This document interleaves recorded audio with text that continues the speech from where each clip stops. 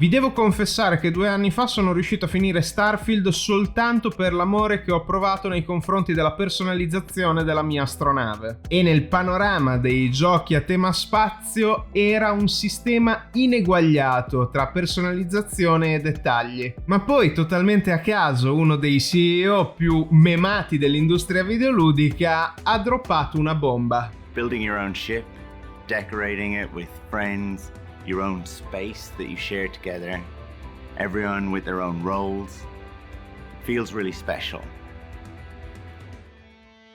Sì, Sean Murray ha decisamente fatto il doppio dito medio a Todd Howard con questo aggiornamento di No Man's Sky Voyagers. Ora è sicuro, No Man's Sky ha battuto, superato e completamente oscurato Starfield. Ben ritrovati e ben ritrovate, qui Tiranno Matto con la nuova rubrica Aggiornamento, in cui condivido le mie opinioni e commento tutte le novità sulle patch note e gli aggiornamenti dei miei videogiochi preferiti. Ma bando alle ciance e dritto al sodo.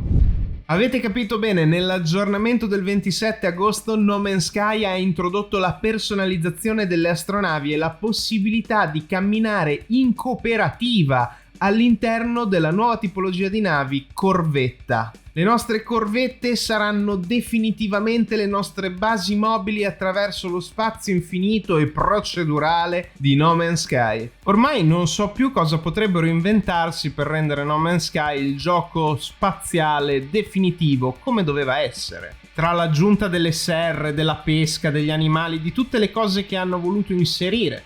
Io credo che No Man's Sky rappresenti la storia di redenzione, il redemption arc, come si suol dire con un inglesismo, meglio riuscito di tutto il mondo dei videogiochi. A mio avviso i criticoni di No Man's Sky che ritengono questo gioco sia rimasto indietro a 7 anni fa dovrebbero ridargli una possibilità tornandoci dopo così tanto tempo, perché le loro opinioni ormai sono fuori data. No Man's Sky ha visto tantissimi aggiornamenti nel corso degli anni. Ora è molto più vicino alla visione dei developers per il lancio, che sicuramente fu fallimentare. Questo fatto non lo voglio mettere in dubbio, però mi rattrista molto notare che in Italia ci sia poca affluenza di giocatori su No Man's Sky, nonostante il gioco sia tradotto in italiano in maniera eccellente, nonostante tutte le buone azioni che Hello Games ha fatto nei confronti della community. Se già pensavo che con tutti gli aggiornamenti i developers si fossero riscattati ridando lustro a questo titolo incredibile, ora hanno deciso di inserire l'ultimo gargantuesco tassello a concludere la diatriba. Star Citizen non è finito, Elite Dangerous ha floppato con la sua espansione dove ha introdotto la meccanica avventurosa in prima-terza persona fuori dall'astronave. Starfield, come abbiamo detto, è stata una delusione completa. No Man's Sky invece, come si suol dire, is going strong, va alla grande.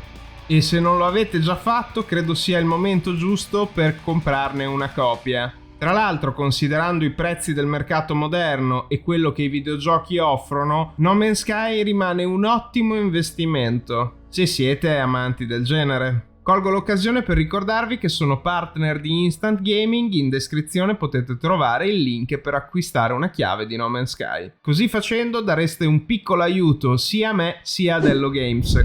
Diamo un piccolo sguardo alle patch notes. L'aggiornamento 6.0 di No Man's Sky è già uscito, è già disponibile, però attenzione, la spedizione, l'evento community a tempo limitato, che però, non preoccupatevi, tornerà disponibile in futuro come tutte le altre spedizioni, è in arrivo nei prossimi giorni. Ci vengono mostrate tante immagini dei vari setup che potremmo ottenere giocando per le nostre corvette. L'aggiornamento corvetta infatti non si limita ad un paio di layout, nonostante appunto io vi abbia potuto mostrare soltanto quello a me disponibile su una vecchia partita, semplicemente acquisendolo all'interno di una stazione spaziale.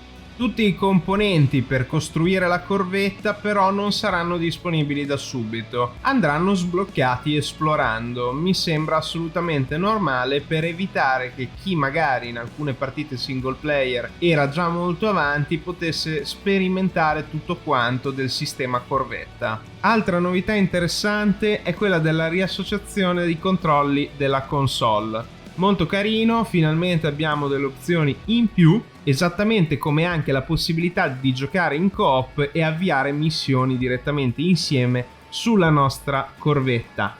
E nella patch 6.0 hanno introdotto anche la tecnologia supercampionamento di LSS 4, molto importante per gli Nvidia user. Vedremo un aumento degli FPS senza un deperimento della qualità grafica. Il topo meccanico sembra un companion molto simpatico. Il resto delle patch notes parla di bug fix vari e miglioramenti di ottimizzazione e di grafica. Inoltre dal 28 agosto al 1 settembre saranno attivi i Twitch Drops. Io ancora non faccio live stream, vi chiedo scusa per i ritardi. Ho un sacco di problemi a riguardo che spero di risolvere. In ogni caso ricordatevi, se avete No Man's Sky e un account collegato di Twitch, di attivare le campagne seguendo per un paio di ore, suppongo, qualche creator. Non c'è tanto da aggiungere, io sono estremamente soddisfatto di vedere sempre aggiornamenti di questo tipo su No Man's Sky ed è stato inaspettato. La personalizzazione dell'astronave era qualcosa che non ci saremmo mai sognati di vedere su No Man's Sky. Eppure, eccoci qui.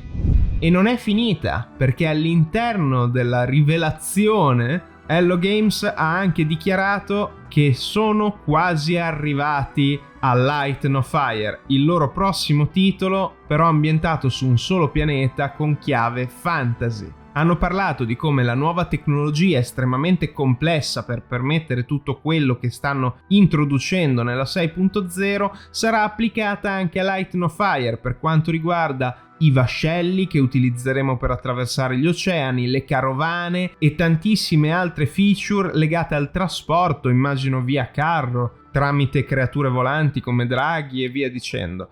Insomma, la tecnologia che hanno sviluppato e introdotto su No Man's Sky non morirà qui e anzi aprirà sicuramente porte per tantissimi nuovi contenuti in futuro. Ciò detto, spero che anche voi abbiate apprezzato questo aggiornamento, che siate speranzosi per No Man's Sky e Light No Fire. Grazie per aver cliccato sul teschio del tiranno e essere arrivati fino a qui nel primo episodio di questa nuova rubrica che spero di continuare a proporvi. Tiranno matto out, perché anche oggi questo è quanto. Alla prossima, avventurieri ed avventuriere.